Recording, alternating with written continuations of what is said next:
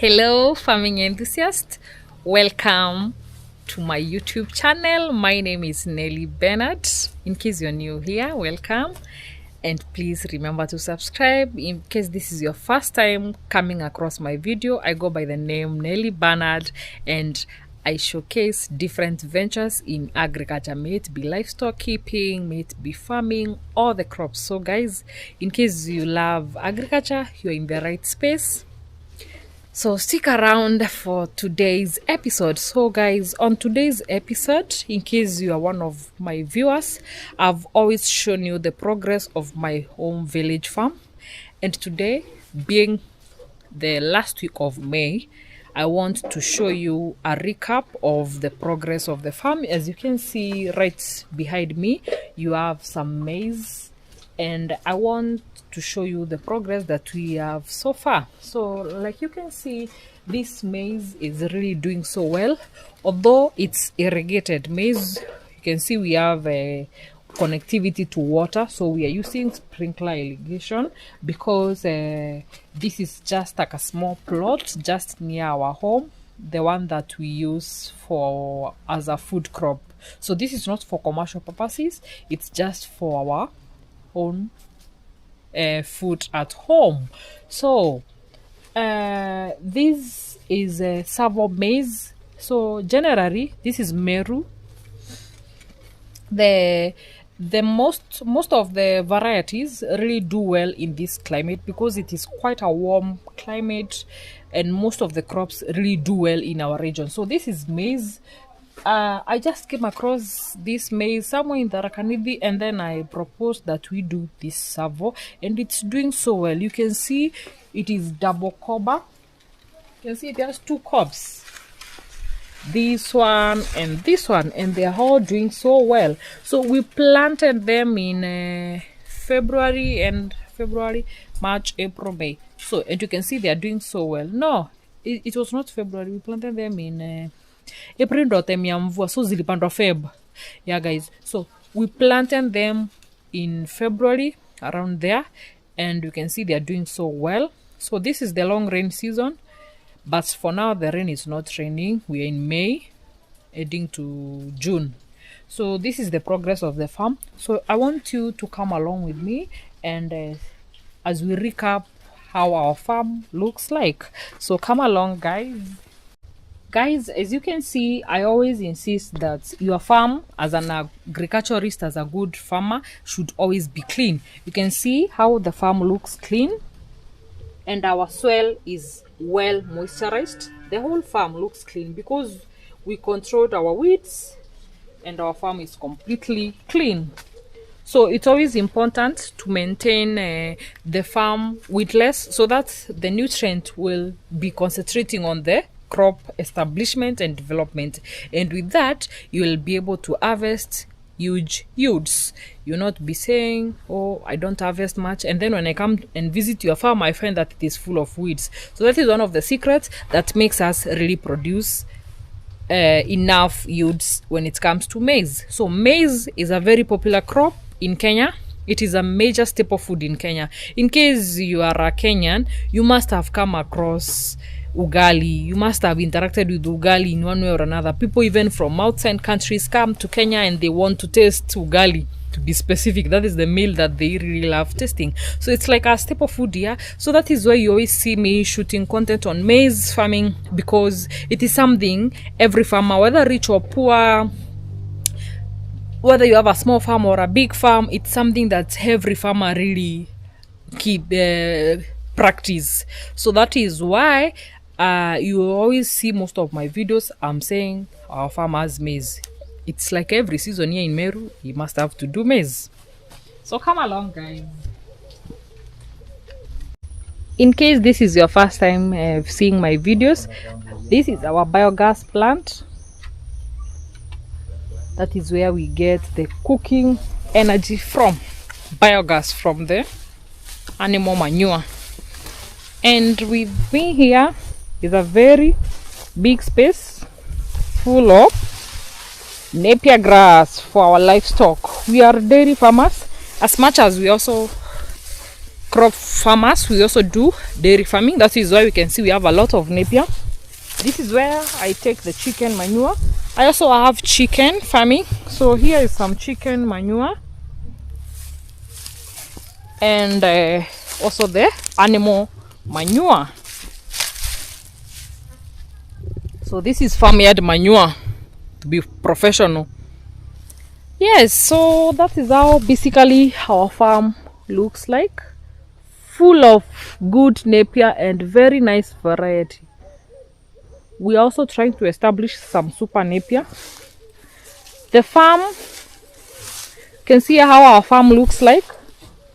It's quite overcrowded. I don't know if I'll be able to penetrate in the inside much because it is very overcrowded.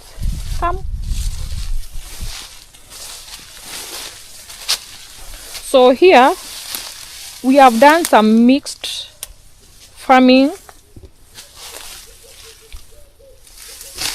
So here we have done some mixed farming. You can see we have maize, we have beans, and if you penetrate deeper, you find we have pigeon peas. So this is how the beans look like. They are ready for harvesting. This is how a bean looks like. We are already harvesting them. Maybe I can peel them. I show you how the seed looks like. So we peel. These are called legumes and they are good for fixing the nitrogen in the soil. So it is good to intercrop them with the maize. So these are beans and very sweet. You can cook them as stew. You can cook them with rice. You can cook them with maize to form a meal we call githeri in Meru. Githeri is a staple food in Meru. We love githeri, we Merians, especially the men in Meru. They love githeri. If you don't cook for them githeri, they consider you not a wife material. So let's let's try and access the farm on this other end because I don't want to step on the beans and ruin them.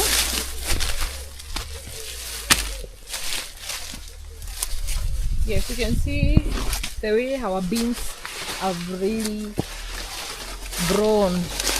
We even have some bananas. These bananas are the main crops in this farm. But in the meantime, before the bananas grew, we decided we do some maize. We didn't know the beans will be this vigorous. You can see they have filled all the space. With me here, this is the pigeon peas. Here in Meru, in our local dialect, we call it nchogo. They can also be cooked as stew, and they're also good for nitrogen fixing in the soil, for fixing nitrogen in the soil. So this is pigeon peas. It is a drought resistant crop. It takes 2 seasons to grow. So it was planted last year in September. Yeah, September. And now this is June. So those are 2 seasons. We harvested the maize and the beans. The maize only. We didn't plant the beans last season. And then now, it is now that they are fruiting. Okay? So we will be harvesting them when they are dry by August. So they take 2 seasons in the farm.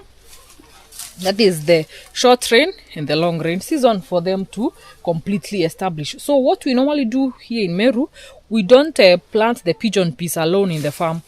We plant them like after 3 rows of maize, we plant 1 row of pigeon peas. You can see 1, 2, 3, and then this is the row. Then 1, 2, 3 going that side, and then we plant the pigeon peas. So it is a very nice crop and also a very nice cereal.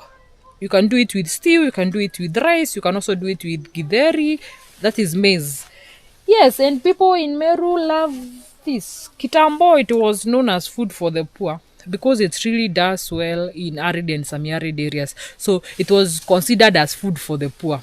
But nowadays, it's food for everyone. You can see even my neighbor on that other end has some pigeon peas just as a Kasingoro. This is our fence, and then that is the neighbor's farm.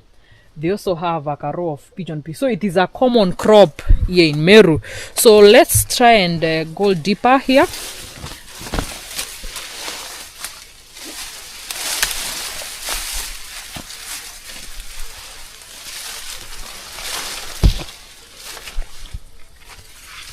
Yeah, you can see now, here is another row of pigeon peas. Here is another row of pigeon peas. And doing very nice. It is already flowering. It has flowered. So these flowers that you can see here are the ones that will give rise to the pigeon peas. Yes, and they are so vigorous when it comes to production. And then you don't have to use too much chemicals for them to flower.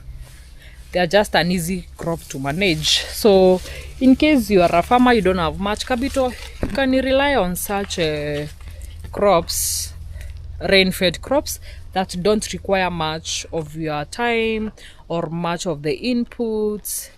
You just plant them, and to disappear from your farm, you just be monitoring a few pests here and there, and you'll be sure that you are going to reap big when it comes to farming. So it's not a must you do the ones that you see me showing you on my videos, the vegetables, the fruits like dragon fruits, like the avocado. You can also choose to use pigeon peas as your source of income, the maize and the beans, especially those people who have farms in areas that don't have sufficient water or alternative water. If you rely on rain-fed and you come from regions like Meru, maybe you can try pigeon peas, maize, beans.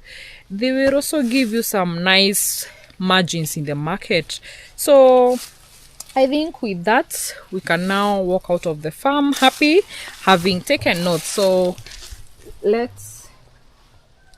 yeah, those are the beans, and that is how they look.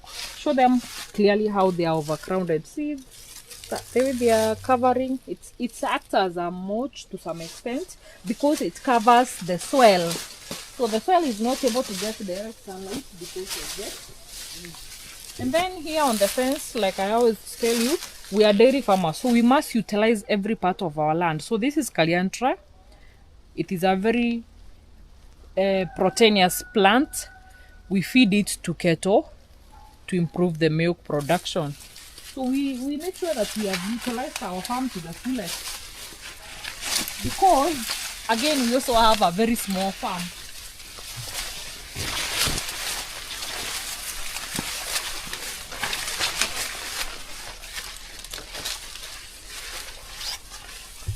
Yes, so guys, I think if I wrap up the video at this point, you'll be well equipped with some tips. I hope it's a very nice recap for my farm lately. Nimewaeka sana bila kuonyesha my farm progress, and most of you love when I do the farm recaps. So here.